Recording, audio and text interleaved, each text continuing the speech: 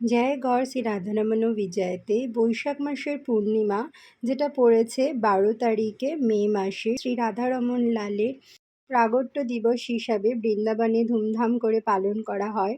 তো আমার পক্ষে তো অত বড় করে করা সম্ভব নয়, তবুও চেয়েছি যে ভগবানের জন্য নিজের হাতে কিছু তৈরি করি। তাই ভাবলাম যে আজকে এই মুকুটটা তৈরি করি। আমাদের ভগবান 4 রকমের মুকুট ধারণ করেন। তো পূর্ণিমার দিন যে মুকুটটা ধারণ করে তাকে পুনঃ মুকুট বলা হয়। তো সেটাই আমি তৈরি করার চেষ্টা করছি। এটার দেখো মেন ডিজাইনটা হয় না ঠিক এরকম পান পাতার মতন, কিন্তু আমার কাছে যেহেতু ওনার কোনো বিগ্রহ নেই, আমি যেহেতু স্ট্যান্ডের মধ্যেই ওনাকে বিগ্রহ রূপে পুজো করি, তো আমার পক্ষে ওনার জন্যে নতুন করে দোকান থেকে কেনা তো সম্ভব ছিল না, তাই আমি হাতে করেই এটা আমি বানাচ্ছি। তো দেখো, প্রথমে তো আমি এখানে নিয়েছি ওয়্যাক্স স্ট্রিপস, আর সেইগুলোর উপরেই কিন্তু আমি পুরো কাজটা করছি।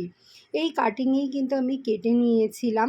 আর একদিকে তো তোমরা দেখলেই আমি বানিয়ে নিয়েছিলাম ময়ূরের পাখা দিয়ে আর একটা ডিজাইন দিয়ে। এবার এটাকে করে নেবো পুরোপুরি কালার কালার করে, খুব ভালো করে কিন্তু শুকোতে হবে। এক সাইডে যে ময়ূরের পাখাটা ততক্ষণ অলরেডি শুকিয়ে গেছিলো, তো এটাকেই কাঁচির সাহায্যে দেখো সুন্দর করে কেটে একটা শেপ দিয়ে নিচ্ছি।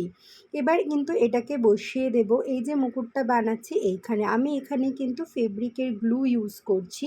আর আমার কাছে এই চেনগুলো ছিল আর এই স্টোনগুলো, তো আমি এগুলো দিয়েই কিন্তু করার চেষ্টা করছি। মার্কেটে অনেক কিছুই অ্যাভেলেবেল আছে, তো আমার কাছে যেটুকু ছিল আমি সেগুলো দিয়েই করছি। ব্যাস, আর কিছু না, তোমাদের মনের মতন করে কিন্তু তোমরা সাজাতেই পারো ভগবানকে। তো এখানে দেখো আমি চারপাশে দিয়ে নিচ্ছিলাম গ্লু। তারপরে আমার কাছে যে স্টোনের চেনটা ছিল সেটাকেই আমি অ্যাপ্লাই করে নিচ্ছি, আটকে নেব এবং সাইজ মতো কেটে নিয়ে বসিয়ে নেব। মাঝখানে আবার সেই গ্লুগুলো বসিয়ে আমি এখানে করে দিলাম কিন্তু এগুলো অ্যাটাচমেন্ট, যে স্টোনগুলো ছিল সেগুলোকেই।